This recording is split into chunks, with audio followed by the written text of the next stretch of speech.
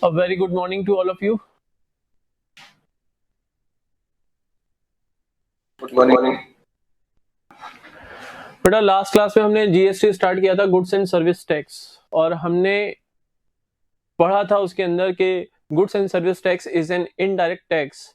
It is based on the concept of one nation one tax. ठीक है ना? It is an indirect tax where the it is an indirect tax where the burden of tax can be shifted by one person on some other person. ये मैंने last class में आपको पढ़ाया था. फिर हमने पढ़ा था कि there are some central level indirect taxes which have been merged in the goods and service tax. The name of such taxes are central sales tax, excise duty, और क्या था बताओ? Excise duty, central sales tax and service tax. State level tax जो कि GST में मर्ज हो गए हैं उनके नाम थे आपके luxury tax, entertainment tax, value added tax, purchase tax, taxes on lottery etcetera. ठीक है? उसके बाद मैंने आप लोगों को पढ़ाया था कि GST is paid on purchase of goods and services and is charged by the seller on the sale of goods and services. When the amount of GST is paid on purchase of goods and services, then such amount is not a cost for the purchaser, but it will become the asset of the purchaser because it will be set off against the amount of GST collected on sale of goods and services. बोलो यहां तक clear है? Yes sir. चलो आज आगे बढ़ते हैं. Important notes देखो पेज नंबर 2 के ऊपर. फर्स्ट पॉइंट दे रखा है, usually GST paid on purchase of goods and services is not a cost for the purchaser but it is an asset which will be set off against the amount of GST collected on sale of goods and services. But there are some exceptions. कुछ exceptions हैं, कुछ अपवाद हैं जहां पर GST आप जो purchase पे पे करोगे will not be available to be set off against the amount of GST collected on sales. यानी परचेज के ऊपर जो आप जीएसटी का पेमेंट करोगे वो आपकी गुड्स की कॉस्ट बन जाएगा. कहने का मतलब है कि अगर वो जो अमाउंट आप जीएसटी कलेक्ट कर रहे हो ऑन सेल्स उसके अगेंस्ट सेट ऑफ नहीं होगा. सर जो अमाउंट हम जीएसटी का कलेक्ट करते हैं on sale of goods and services, on sale of goods and services जो अमाउंट हम कलेक्ट करते हैं यानी परचेजर से चार्ज करते हैं वो क्या है? वो हमारी इनकम है या liability? That is our liability. वो हमें गवर्नमेंट की ट्रेजरी में जमा कराना होता है. That is our liability. That is why जो अमाउंट हम जीएसटी का पे करते हैं on purchase of goods and services उसको पहले लाइबिलिटी के अगेंस्ट सेट ऑफ किया जाता है और फिर बैलेंस अमाउंट ऑफ लाइबिलिटी का हम पेमेंट करते हैं. बोलो क्लियर है? देखो एक एग्जांपल देता हूं. मान लो आपने 1 लाख रुपीस की गुड्स परचेज की, जीएसटी का रेट था 12%, आपने 12,000 जीएसटी का पेमेंट कर दिया. ये था आपका परचेज. तो ये हो गया आपका इनपुट जीएसटी. इन गुड्स को फर्दर आपने 1,50,000 में सेल कर दिया. तो सेल्स के ऊपर ये आपने की सेल्स, सेल्स के ऊपर भी वही 12% का जीएसटी का रेट है. तो 1,50,000 का 12% बोलो कितना होगा? 18,000. ये है आपका आउटपुट जीएसटी. अब ये तो आपकी है लाइबिलिटी, ऑर्गेनाइजेशन की लाइबिलिटी है, और ये है ऑर्गेनाइजेशन की असेट्स क्योंकि 12,000 will be set off against 18,000. तो 18,000 की जो लाइबिलिटी का जब आप पेमेंट करोगे तो 18,000 के अगेंस्ट 12,000 तो सेट ऑफ हो जाएगा और जो रिमेनिंग 6,000 है वो हमें इन कैश गवर्नमेंट की ट्रेजरी में डिपॉजिट कराना पड़ेगा bye filing GST return. GST की रिटर्न फाइल होती है. जिनके पेरेंट्स में पापा या मम्मी या कोई ब्रदर या कोई सिस्टर बिजनेसमैन या बिजनेस वुमेन है उन बच्चों को आइडिया होगा कि उनके पेरेंट्स जीएसटी की रिटर्न फाइल करवाते हैं every month, every quarter and on annual basis. ठीक है बच्चों, ये समझ में आया? थोड़ा बहुत हल्का सा तो समझ में आया होगा ये कि क्या कर रहे हैं। सर ये एंट्री कैसे होती है बेटा? लायबिलिटी अकाउंट डेबिट, अभी तो मैं नॉर्मली बता रहा हूँ, ऐसे ऐसे एंट्री होती ही नहीं है। Liability account debit to asset account, wordings different होंगी लेकिन entry in the same way होंगी। Liability account debit to asset account and to bank account, इसका हमें पेमेंट करना है। जब क्वेश्चंस आएंगे तब आपको प्रॉपर वे में समझ आएगा। तो मैंने आज की क्लास में आपको बताया कि there are some exceptions where the amount of GST paid on purchase will not be available to be set off against the amount of GST to be paid in the treasury of the government. What are such exceptions? Point number second देखो important notes में, page number second. However, in certain cases, GST paid cannot be set off against GST collected. In such cases, GST paid on purchase of goods and services is a cost for the purchaser. वो purchaser के लिए cost बन जाएगा क्योंकि ये set off नहीं हो सकता, इसलिए purchaser के लिए cost बन जाएगा। Following are the cases where GST paid on purchase of goods and services cannot be set off against GST collected. कुछ examples हैं। एग्जाम्पल नंबर 1 है फूड एंड बेवरेजेस एक्सपेंसेस, यानी अगर आप रेस्टोरेंट या होटल के अंदर जाके आप अगर फूड एंजॉय करते हो तो वहां पर रेस्टोरेंट का जो आपका बिल आएगा उसके ऊपर जो आप जीएसटी का पेमेंट करोगे, बिल में जो जीएसटी का अमाउंट इंक्लूडेड होगा that will be your cost. Amount of GST paid on the purchase of food and beverages in the restaurant and hotels cannot be set off against the amount of output GST. बोलो clear है point? Yes sir. Point number second, अगर health insurance के लिए आप अगर कुछ payment करते हो और उसमें जीएसटी का अमाउंट इंक्लूडेड है तो वो सेट ऑफ नहीं होगा, वो आपके हेल्थ इंश्योरेंस की कॉस्ट बनेगी। पॉइंट नंबर थर्ड, अगर आप किसी क्लब या हेल्थ एंड फिटनेस सेंटर की मेंबरशिप लेते हो तो जो मेंबरशिप फी का पेमेंट करोगे उसमें जो जीएसटी का अमाउंट इंक्लूडेड होगा वो आपकी कॉस्ट बनेगा, वो आपकी आउटपुट जीएसटी यानी आपकी जीएसटी लायबिलिटी के अगेंस्ट सेट ऑफ नहीं हो सकता। अगर आप किसी बिल्डिंग के ओनर हो, उस बिल्डिंग का आप रिपेयर एंड मेंटेनेंस करा रहे हो तो रिपेयर एंड मेंटेनेंस जो चार्जेस होंगे उसमें जो भी जीएसटी का अमाउंट इंक्लूडेड होगा वो सेट ऑफ के लिए अवेलेबल नहीं होगा, वो आपकी रिपेयर्स एंड मेंटेनेंस एक्सपेंसेस के अंदर ही इंक्लूड हो जाएगा, यानी आपकी कॉस्ट का पार्ट बनेगा। 4 पॉइंट समझ में आ गए? बोलो यस सर। हमें ये लर्न करने पड़ेंगे, बिल्कुल आप लोगों को ये याद रखनी पड़ेंगी चीजें, there is no doubt about that. आप लोगों को ये चीजें याद रखनी पड़ेंगी। ये कुछ ही पॉइंट्स हैं, कोई बहुत ज्यादा पॉइंट्स नहीं है जो आप लोग लर्न नहीं कर सकते। नेक्स्ट पॉइंट है परचेज ऑफ व्हीकल। अगर आप व्हीकल परचेज कर रहे हो, जैसे मोटरसाइकिल परचेज कर रहे हो, आप एक्टिवा परचेज कर रहे हो, स्कूटी परचेज कर रहे हो, कार परचेज कर रहे हो, ट्रक परचेज कर रहे हो, मेटाडोर परचेज कर रहे हो, अगर कोई भी व्हीकल आप परचेज कर रहे हो तो व्हीकल के कॉस्ट के अंदर यानी व्हीकल की परचेज प्राइस के अंदर जो जीएसटी का अमाउंट इंक्लूडेड है that will not be available to be set off against your output GST liability. Sir सबके लिए ये? बिल्कुल सबके लिए है, ये सबके लिए है। ठीक है सर, जो व्हीकल में डील कर रहा है उसका क्या होगा? जो व्हीकल में व्हीकल डीलर है, जैसे मान लो टाटा मोटर्स का शोरूम लगा हुआ है, बीएमडब्ल्यू का शोरूम लगा हुआ है, क्या उनको भी जीएसटी का सेट ऑफ नहीं मिलता होगा? बेटा वो तो गुड्स में डील कर रहे हैं, उनके लिए तो कार क्या है, उनके लिए मोटरसाइकिल या स्कूटी क्या है, उनके लिए तो वो गुड्स है, तो उनको तो सेट ऑफ का मिलता होगा, श्योरली मिलेगा उनको तो व्हीकल के परचेज पे। उनके लिए व्हीकल असेट थोड़ी ना, उनके लिए तो व्हीकल गुड्स है, तो उनको तो सेट ऑफ मिलता है।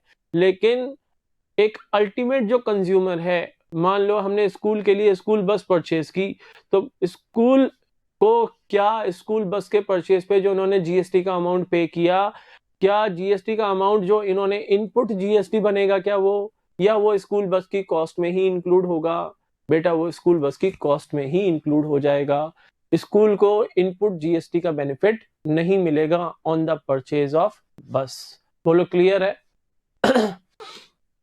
Yes sir. नेक्स्ट पॉइंट है free gift to staff.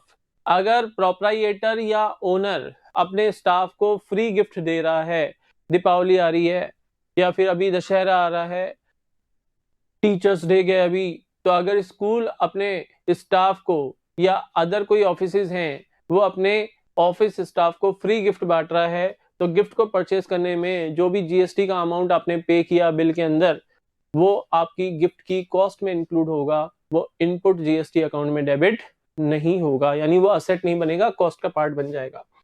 Last point है payment for goods and services for personal use.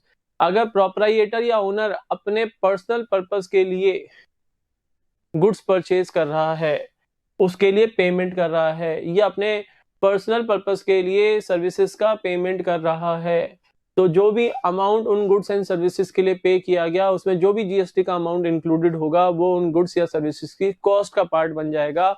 That will not be debited to input GST account, यानी वो असेट नहीं बनेगा, इनपुट जीएसटी असेट नहीं बनेगा, वो उन गुड्स या सर्विसेज की कॉस्ट का पार्ट बन जाएगा। बोलो क्लियर है क्या? 7 पॉइंट है, देयर आर 7 पॉइंट्स। अब फटाफट रिवाइज करो इनको। Restaurant bills, payment for health insurance, ठीक है ना, payment for membership fee for a club और health and fitness centre, repair and maintenance of building, purchase of vehicles, ठीक है, free gift to office staff, and last है payment for goods and services for personal use. Learn हो सकते हैं, कोई बड़ी बात नहीं है। अब आ जाओ नेक्स्ट पेज के ऊपर। नेक्स्ट पेज के ऊपर कई बार क्या होता है बेटा, जब हम गुड्स परचेज करते हैं हम जब गुड्स परचेज करते हैं, तो गुड्स को परचेज करने का पर्पस क्या होता है ऑर्गेनाइजेशन का, बताओ। ऑर्गेनाइजेशन ने गुड्स परचेज किए, तो गुड्स परचेज करने का पर्पस क्या होता है ऑर्गेनाइजेशन का? उनको सेल करना। Very good. आगे रीसेल करने का पर्पस होता है। बिल्कुल accurate answer. The purpose of the organization is to resale such goods. अच्छा, अगर गुड्स परचेज किए 1 लाख रुपीज के और जीएसटी का पेमेंट किया 12% की रेट से 12,000 रुपीज का, तो हमें इनपुट जीएसटी का बेनिफिट मिलेगा, यानी ये जो जीएसटी का अमाउंट हमने पे किया, ये हमारी असेट है। यस और नो? यस सर, बिल्कुल असेट है हमारी। इसको हम अपनी आउटपुट जीएसटी लायबिलिटी के अगेंस्ट सेट ऑफ करेंगे। अच्छा, हम कौन है बच्चों? Who are we? Business organization. हम कौन है? Business organization. यहाँ पर हम का मतलब मैं जो बार बार बोल रहा हूं कि हम इसको एज एन असेट ट्रीट करेंगे, ये हमारी असेट है। हम कौन है? Business organization. खुद को बिजनेस ऑर्गेनाइजेशन ट्रीट करके क्वेश्चन करना सीखो। तो हमें ये 12,000 की इनपुट जीएसटी हमारे लिए असेट है, ये इस 1 लाख की गुड्स की कॉस्ट में शामिल नहीं होगी। यानी हम ये नहीं कहेंगे कि गुड्स की कॉस्ट 1,12,000 है। गुड्स की कॉस्ट तो 1 लाख ही है, 12,000 हमारी असेट है जो हम अपनी आउटपुट जीएसटी लायबिलिटी के अगेंस्ट सेट ऑफ करेंगे। हाँ सर, ठीक है। लेकिन मेन बात यह है कि ये सेट ऑफ 12,000 का आपको तभी मिलेगा जब ये गुड्स आगे रीसेल होंगे। अगर गुड्स आगे रीसेल हुए ही नहीं, तो फिर ये 12,000 का सेट ऑफ भी आपको नहीं मिलेगा, अवेलेबल नहीं होगा। तो देयर आर सम पॉइंट्स या there are some cases where the amount paid on purchase of goods and services for GST will be reversed, उसको रिवर्स कर दिया जाएगा, because such goods and services are not being sold by the business organization further। किसी भी reason से अगर organisation ने उन गुड्स एंड सर्विसेज को फर्दर सेल नहीं कर पाया अगर ऑर्गेनाइजेशन, तो at the time of purchase जो आपने जीएसटी का अमाउंट पे किया है वो रिवर्स हो जाएगा, आपको उसका इनपुट टैक्स क्रेडिट का बेनिफिट नहीं मिलेगा। अब व्हाट आर दोज केसेस? वो केसेस हैं कौन कौन से? पहला देखो, परचेज रिटर्न। जो गुड्स हमने परचेज किए, अगर किसी भी रीजन से हमने उनको रिटर्न कर दिया, तो मुझे बताओ जो अमाउंट आपने जीएसटी का पे किया at the time of purchase, उसको आपको रिवर्स करना पड़ेगा, क्योंकि गुड्स तो रीसेल हुए ही नहीं। Clear? Yes sir. Point number first clear होगा। सेकंड देखो, गुड्स टेकन बाय द प्रोप्राइएटर। अगर प्रोप्राइएटर गुड्स ले गया, अगर गुड्स प्रोप्राइएटर ले गया, तो उस केस में क्या करोगे? गुड्स अगर प्रोप्राइएटर ले गया बच्चों, तो गुड्स आगे रीसेल हुए क्या? Answer is no. तो जो इनपुट टैक्स क्रेडिट है जीएसटी का, वो हमें अवेलेबल नहीं होगा। गुड्स आगे रीसेल ही नहीं हुए, सिंपल सी बात है। गुड्स लॉस्ट और स्टोलन, गुड्स हमारे गोडाउन से चोरी हो गए, हम मॉर्निंग में आए जब ऑफिस और हमने गोडाउन ओपन करवाया, हमने अपने आदमी को भेजा कि जाओ गोडाउन चेक करके आओ, सब कुछ सही है ना। आदमी गया हमारा, देखा तो गोडाउन का ताला टूटा हुआ है, अंदर घुसा तो उसके होश ही उड़ गए, सारा माल गायब। तो गुड्स क्या रीसेल हुए? Answer is no. जीएसटी का आपको बेनिफिट, इनपुट टैक्स क्रेडिट का बेनिफिट अवेलेबल नहीं होगा। इन गुड्स को परचेज करने में जो भी आपने जीएसटी का अमाउंट पे किया था, ये देखो 12,000 का अमाउंट पे किया था आपने, ये पूरा का पूरा माल अगर चोरी हो गया तो ये 12,000 भी आपको रिवर्स करने पड़ेंगे। ठीक है, नेक्स्ट है, होगा तो क्या कह रहे हो? इंश्योरेंस रखा होगा तो इंश्योरेंस हो रखा होगा तो इंश्योरेंस कंपनी हमें क्लेम देगी, लेकिन क्या गुड्स रीसेल हुए क्या? Answer is no. Insurance company हमें जीएसटी का अमाउंट थोड़ी ना देगी, इंश्योरेंस कंपनी तो केवल हमें 1 लाख रुपए का क्लेम देगी। अरे मुझे ये बताओ कि जब गुड्स परचेज किए थे तो क्या 12,000 कॉस्ट का पार्ट बना था क्या? Answer is no. Answer is no. तो जब 12,000 कॉस्ट का पार्ट बना नहीं तो इंश्योरेंस कंपनी 1 लाख का क्लेम एक्सेप्ट करेगी या 1,12,000 का क्लेम एक्सेप्ट करेगी? सिंपल सी बात है, 1 लाख का ही क्लेम एक्सेप्ट करेगी। तो जीएसटी की बात तो आती ही नहीं है इंश्योरेंस के केस में। नेक्स्ट पॉइंट है गुड्स डिस्ट्रॉयड और बिकम नॉट सेलेबल। अगर आपके गुड्स ही डिस्ट्रॉय हो गए, वो सेलेबल कंडीशन में है ही नहीं, तो सिंपल सी बात है, at the time of purchase जो भी आपने जीएसटी का अमाउंट पे किया था उसको आपको रिवर्स करना पड़ेगा। रिवर्स करने का मतलब है कि जब हम गुड्स परचेज करते हैं, जब हम जर्नल एंट्रीज पढ़ेंगे इससे रिलेटेड, जब गुड्स परचेज करते हैं और 12,000 का हम जीएसटी पे करते हैं तो हम इसको लिखते हैं इनपुट जीएसटी अकाउंट में। इनपुट जीएसटी अकाउंट में इसको डेबिट करते हैं। अब इस जीएसटी की जगह मैं कुछ और लिखूंगा, मैं लिखूंगा या तो सीजीएसटी, या लिखूंगा एसजीएसटी, या मैं लिखूंगा यूटीजीएसटी, या मैं लिखूंगा आईजीएसटी। सर ये क्या है? ये जब सिखाऊंगा तब सब समझ में आ जाएगा, या कुछ भी नहीं है, डिफिकल्ट कुछ भी नहीं है, पढ़ोगे तो सब इजी है। अभी मैं क्या लिख रहा हूं? केवल जीएसटी। ध्यान रखना, अभी मैंने केवल जीएसटी लिखा है समझाने के पर्पज से, ठीक है ना। तो इनपुट जीएसटी अकाउंट जो आपने डेबिट किया at the time of purchase, आपने लिख दिया 12,000 रुपीज। इस 12,000 रुपीज को रिवर्स करने का मतलब है कि अगर ये गुड्स डिस्ट्रॉय हो गए या चोरी हो गए या प्रॉपराइट अपने पर्सनल यूज के लिए ले गया या ये गुड्स आपने परचेज रिटर्न कर दिए, तो ये जो इनपुट जीएसटी अकाउंट आपने डेबिट किया था at the time of purchase, reverse करने का मतलब है कि अब इस अकाउंट को हम क्रेडिट कर देंगे, क्योंकि इसका सेट ऑफ बेनिफिट हमें नहीं अवेलेबल होगा। क्लियर है बच्चों? नेक्स्ट पॉइंट है goods distributed as free sample. उसके बाद नेक्स्ट पॉइंट है goods given away as gift और चैरिटी। अगर आपने फ्री सैंपल के तौर पे बांट दिए तो सेल कहां किया आपने? अगर आपने एज ए गिफ्ट दे दिए तो सेल थोड़ी ना किए आपने, तो इनपुट जीएसटी रिवर्स होगा। बोलो क्लियर है? इन द सेम वे जब हम गुड्स सेल करते हैं तो हम परचेजर से जीएसटी चार्ज करते हैं। तो जो अमाउंट हमने परचेजर से चार्ज किया जीएसटी का, वो हमारी लायबिलिटी है, क्योंकि वो हमें गवर्नमेंट की ट्रेजरी में जमा करवाना है। That is our liability, not our income.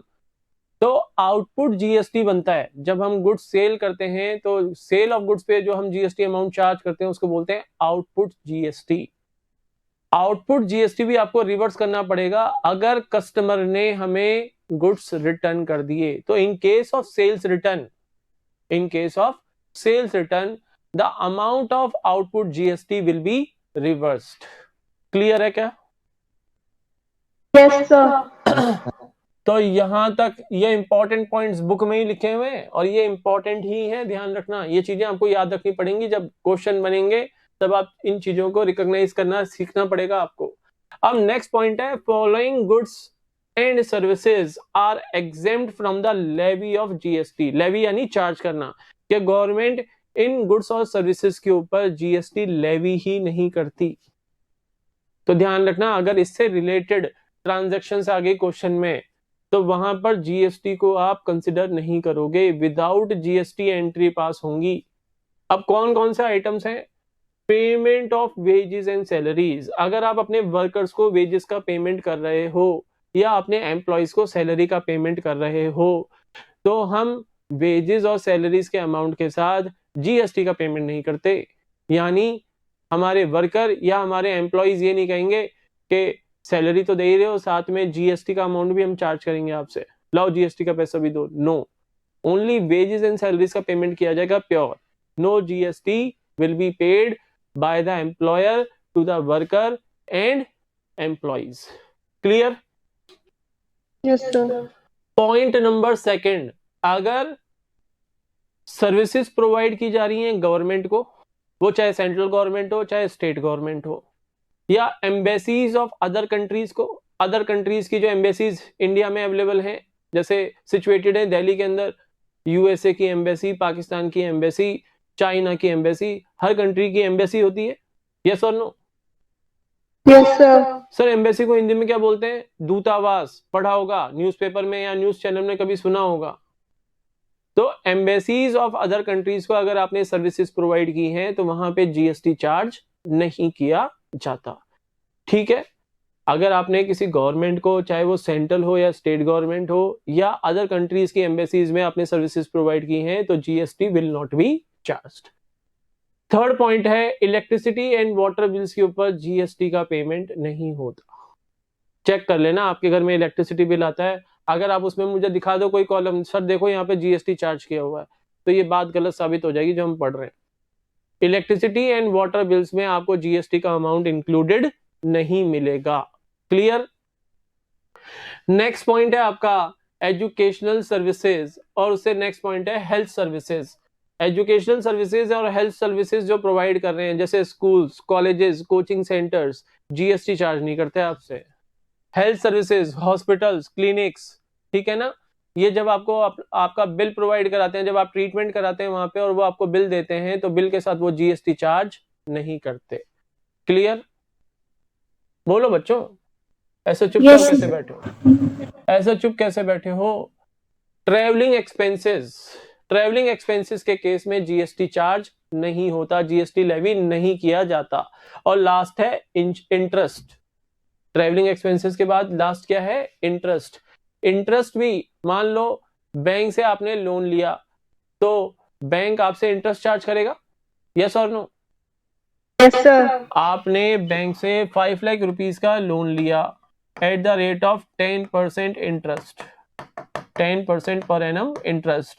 तो मान लो आपने ये लोन लिया है 1 अप्रैल 20 को, तो 31 मार्च 21 को जब आप इंटरेस्ट का पेमेंट करने जाओगे तो बैंक आपसे 50,000 रुपीज इंटरेस्ट डिमांड करेगा। क्या वो जीएसटी भी लगाएगा? Answer is no, answer is no.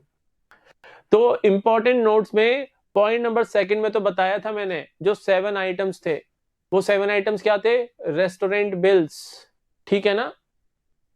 याद है वो 7 पॉइंट्स?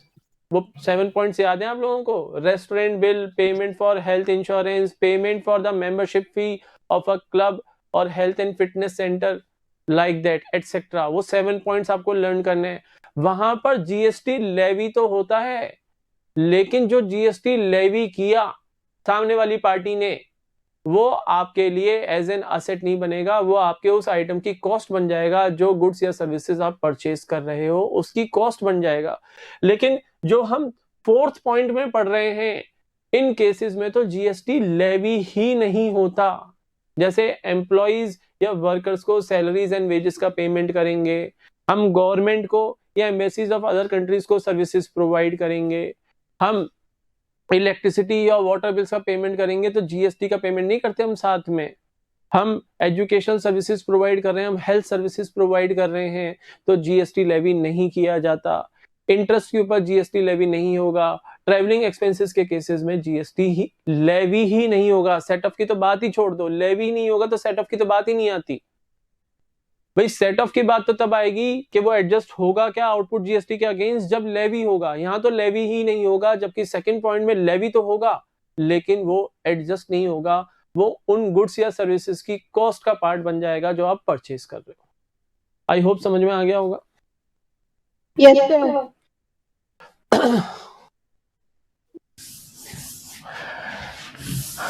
ये जो इंपॉर्टेंट पॉइंट्स वाले बॉक्स है, इंपॉर्टेंट पॉइंट्स वाला जो मटेरियल है, ये आपको अच्छे से ध्यान रखना पड़ेगा, ये आप लोगों को अच्छे से समझना पड़ेगा। अगर रनिंग क्लास में आपको अच्छे से समझ में नहीं आया तो वीडियो आप अगेन देखना, क्योंकि ये समझना जरूरी है। Now characteristics of goods and services. Characteristics of goods and service tax, that is GST. GST के क्या फीचर्स हैं या क्या उसके कैरेक्टरिस्टिक्स हैं? GST is a comprehensive indirect tax. Before GST resign, GST आने से पहले जितने भी इनडायरेक्ट टैक्सेस थे हमारी कंट्री के अंदर, चाहे वो स्टेट लेवल पे थे चाहे वो सेंट्रल लेवल पे थे, कुछ टैक्सेस को छोड़ के, कुछ इनडायरेक्ट टैक्सेस को छोड़ के, near about all indirect taxes GST में मर्ज हो चुके हैं। अब एक्सेप्शन क्या है, कौन से टैक्सेस जीएसटी में मर्ज नहीं हुए? देखो, GST is a comprehensive indirect tax which has replaced all indirect taxes levied by central and state government except custom duty। ध्यान रखना, क्वेश्चन पूछा जा सकता है कि कौन सी ड्यूटी है जो इस सेंट्रल लेवल पे लगाई जाती है लेकिन वो जीएसटी में मर्ज नहीं हुई। Answer is custom duty. अब कस्टम ड्यूटी क्या होती है? जब हम फॉरेन कंट्री से गुड्स परचेज करते हैं, अब वो चाहे बाय एयर आ रहा हो या बाय शिप आ रहा हो या बाय रोड आ रहा हो, तो वहां पर इंपोर्ट ड्यूटी चार्ज होती है। जैसे ही वो हमारी देश की बाउंड्रीज में एंटर करते हैं गुड्स, तो वहां पर कस्टम ड्यूटी लेवी की जाती है। Without payment of custom duty आप वो गुड्स रिलीज नहीं करवा सकते पोर्ट से या एयरपोर्ट से। तो कस्टम ड्यूटी अभी तक जीएसटी में क्या नहीं हुई? मर्ज नहीं हुई। फिर electricity taxes, taxes on petroleum, taxes on alcoholic drinks and taxes levied by local bodies. जैसे जेडीए जो टैक्सेस लेवी करता है या नहीं करता? यस और no? Yes sir. Local bodies के अंदर आपकी आ गई लोकल अथॉरिटीज, ठीक है ना? तो लोकल टैक्सेस जो आप पे करते हो वो अभी तक जीएसटी में मर्ज नहीं हुए हैं। तो ये कुछ एक्सेप्शन है। All indirect taxes have been merged in single tax, that is GST, except these taxes that are custom duty, electricity taxes, taxes on petroleum, taxes on alcoholic drinks and taxes levied by local bodies। फिर second point है uniform GST rates. देखो बेटा, all over the country GST के only 5 rates हैं जो हर state, हर union territory में applicable होंगे। दो स्लैब्स आर 0%, बोलो, रिवाइज करो, 0%, आफ्टर दैट 5%, 0%, 5%, फिर 12%, 18% एंड 28%। याद होने चाहिए। नेक्स्ट पॉइंट है GST paid is not a cost. पहले ही ऑलरेडी काफी अच्छे से पढ़ा चुका हूं, तो ये पढ़ लेना, पॉइंट आराम से समझ में आएगा आपको। GST is a value added tax. GST is a value added tax, यानी कहने का मतलब यह है कि मान लो, एग्जांपल देता हूं, मिस्टर ए हैं, उन्होंने 1 लाख रुपीस के गुड्स परचेज किए और फर्दर इन गुड्स को 1,50,000 में सेल कर दिया। 1,50,000 में सेल कर दिया। यहां तो इन्होंने किए परचेज और यहां पे किए इन्होंने सेल। पॉइंट है हमारा, GST is a value added tax, यानी गुड्स की वैल्यू में जो एडिशन हुआ, मिस्टर ए ने इन गुड्स की वैल्यू में जो एडिशन किया, केवल मिस्टर ए उस एडिशन अमाउंट के ऊपर ही जीएसटी का पेमेंट करेगा। बात समझ में आ रही है? वैल्यू एडेड टैक्स का मतलब GST is a value added tax, यानी जो परचेजर है मिस्टर ए, वो इन गुड्स की वैल्यू में जो एडिशन करेगा, केवल उसके ऊपर ही वो गवर्नमेंट को टैक्स का पेमेंट करेगा। सर एग्जांपल दो, ऐसे हमें समझ में नहीं आता। अच्छा, 1 लाख का मान लो, 1 लाख के ऊपर at the rate of 18% mister A ने जीएसटी का पेमेंट किया at the time of purchase. बोलो, हो गया 18,000? यस और नो? हाँ सर, हो गया। और 1,50,000 का 18% कितना होगा बच्चों? 1,50,000 का 18% कितना होगा? 27,000। यस और नो? Yes sir. हाँ सर। अब ये देखो, इन दोनों में डिफरेंस कितना है? ये तो इसकी इनपुट जीएसटी है, ये आउटपुट जीएसटी है, ये है असेट और ये है लायबिलिटी। तो लायबिलिटी के अगेंस्ट असेट को सेटअप करने के बाद नेट कितना पे करेगा गवर्नमेंट को? 9,000। भाई इस लायबिलिटी, आउटपुट जीएसटी लायबिलिटी के अगेंस्ट इनपुट जीएसटी जो है वो असेट है, उसको सेट ऑफ करेगा, तो नेट अमाउंट कितना पे करेगा गवर्नमेंट को? 27,000 लायबिलिटी, 18,000 असेट, तो नेट लायबिलिटी कितनी होगी? 9,000 की हुई ना। Yes sir. अब देखो यहां पर वैल्यू एडिशन कितना हुआ? 1,50,000 में सेल किया, जबकि खरीदा था 1 लाख में, तो कुछ वैल्यू ऐड की होगी तभी तो 150 पे सेल कर रहा है। सेम गुड्स तो 50,000 ऊपर में नहीं बेच सकता, कौन खरीदेगा? कुछ तो वैल्यू ऐड की होगी। तो 50,000 वैल्यू एडिशन हो गया। 50,000 का 18% आप कैलकुलेट कर लो, कितना आएगा? 9,000। तो GST is a value added tax. जो वैल्यू आपने ऐड की गुड्स की, गुड्स के अंदर जो आपने वैल्यू एडिशन किया, जीएसटी उसी के ऊपर पे किया जाता है प्योरली। बात समझ में आई बच्चों? Yes sir. तो ये मैंने पढ़ा दिया आपको features of goods and service tax. Now objectives और एडवांटेजेस ऑफ जीएसटी। जीएसटी के क्या ऑब्जेक्टिव्स हैं या क्या एडवांटेजेस हैं? लेट मी चेक, क्या ये कंप्लीट हो पाएगा? अभी हो जाएगा, पढ़ लो। हो जाएगा। ऑब्जेक्टिव्स और advantages of GST: decrease in the cost of goods. बेटा जो गुड्स भी हम परचेज करते हैं अंडर जीएसटी रिजाइम, जो भी हम अमाउंट ऑफ जीएसटी पे करेंगे at the time of purchase, that will not become the part of the cost of such goods. वो उन गुड्स की कॉस्ट का पार्ट नहीं बनता। इसलिए अंडर जीएसटी जो गुड्स की कॉस्ट है वो डिक्रीज होती हैं। ये देखो 18,000 हमारी, क्या जो हमने गुड्स, मिस्टर ए ने 1 लाख के गुड्स परचेज किए, मिस्टर ए की कॉस्ट क्या है इन गुड्स की? 1 lakh rupees. 1,18,000 is not cost, only 1 lakh rupees is cost. तो under GST act the cost of goods have been decreased. बोलो क्लियर है? जवाब तो दो। एक दो बच्चे बोल रहे हैं, बाकी बच्चों को क्या समझ में नहीं आ रहा? बेटा समझना जरूरी है। आगे सारा जो इनडायरेक्ट टैक्सेस हमारी कंट्री में चल रहा है वो केवल जीएसटी के फॉर्म में ही चल रहा है। तो ये काम की चीज है, इंपॉर्टेंट चैप्टर है, अच्छे से समझ लो। कोई चीज समझ में नहीं आ रही तो पूछो, चुप मत बैठो। सेकंड है ईज ऑफ डूइंग बिजनेस।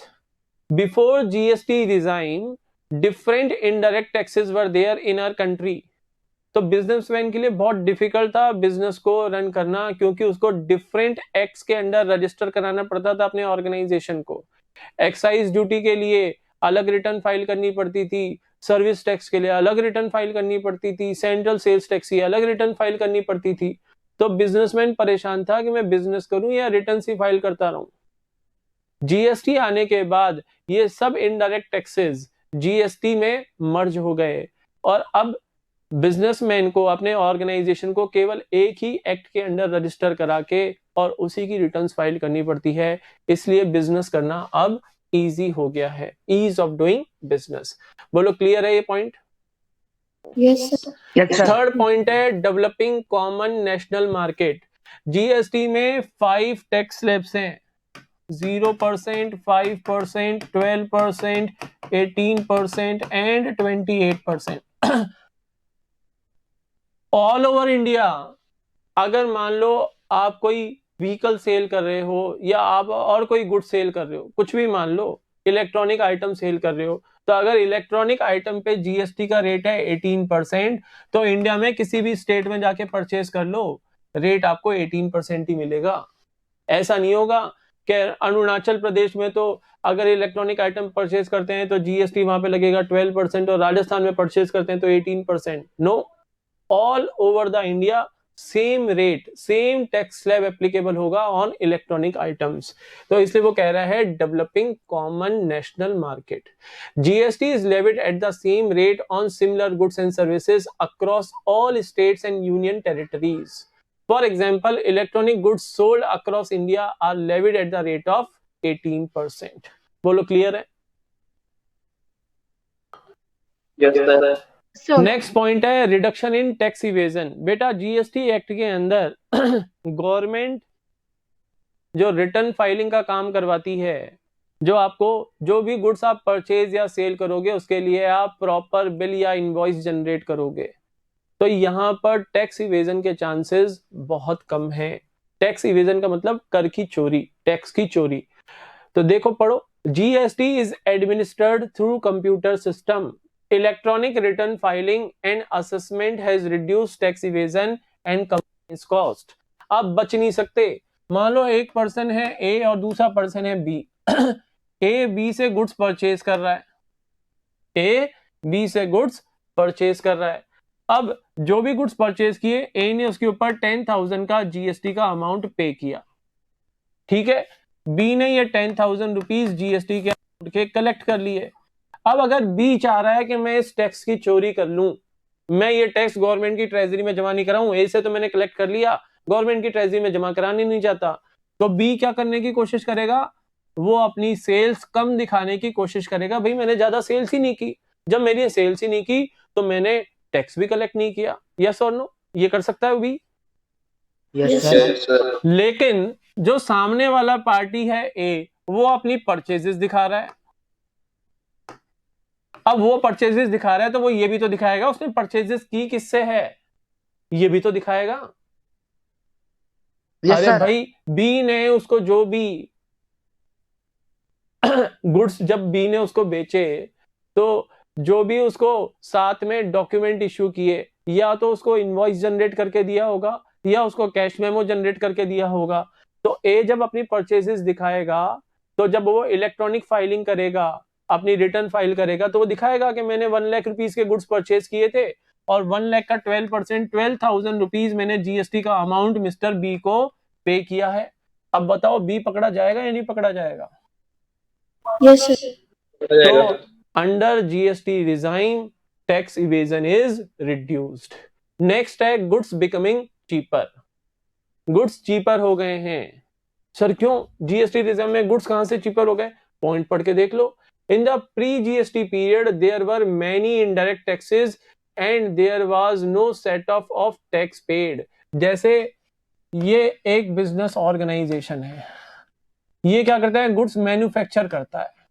तो जैसे ही इसके फैक्ट्री गेट से गुड्स बाहर निकलते हैं, एक्साइज ड्यूटी लगा देती थी गवर्नमेंट, एक्साइज ड्यूटी। आगे जब मार्केट में सेल होते थे, वैल्यू एडेड टैक्स लग जाता था या सेंट्रल सेल्स टैक्स लग जाता था।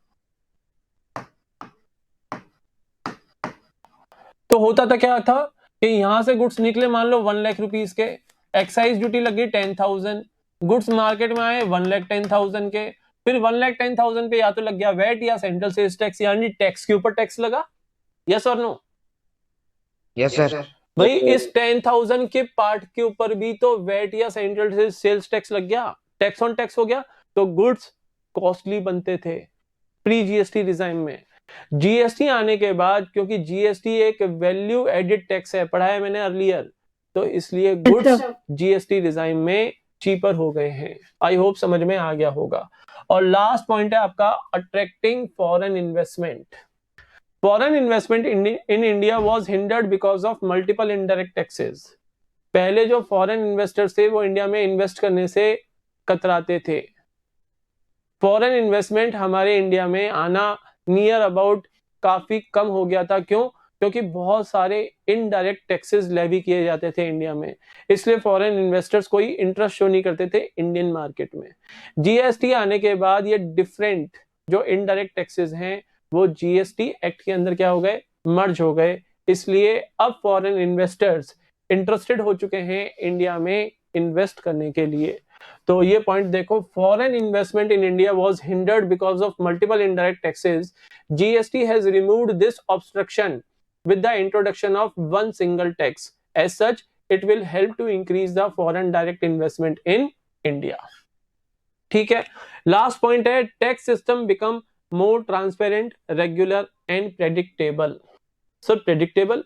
अरे भाई आपने जो गुड्स परचेज किए, आपने उसके ऊपर जो भी जीएसटी का अमाउंट पे करना है आपको खुद को पता रहेगा, एडवांस में पता रहेगा ना कि आपको जीएसटी किस रेट से पे करना है। जो गुड्स आप परचेज कर रहे हो वो कौन सी स्लैब के अंडर आते हैं, 0%, 5%, 12%, 18%, 28%। तो प्रिडिक्टेबल होगा ना कि कितनी आपकी लायबिलिटी बनेगी, कितना आपको जीएसटी का सेट ऑफ मिलेगा। प्रिडिक्टेबल होगा या नहीं होगा? यस और नो? तो बच्चों ये थे हमारे कुछ पॉइंट्स। आई होप आप लोगों को ये चीजें समझ में आई होंगी। तो मेन जो आज हमने पढ़ा, जो हमने इंपॉर्टेंट पॉइंट्स पढ़े थे from page number 10.2 to page number 10.3, ये आपका मेन पोर्शन था आज का। उसके अलावा फीचर्स और कैरेक्टरिस्टिक्स पूछे जा सकते हैं, और लास्ट हमने पढ़ा था ऑब्जेक्टिव्स और एडवांटेजेस। सिंपल से पॉइंट्स थे, आई होप आप लोगों को समझ में आए होंगे। ठीक है, तो आज के लिए इतना ही। That's all for today. Have a nice day to all of you. Good bye to all of.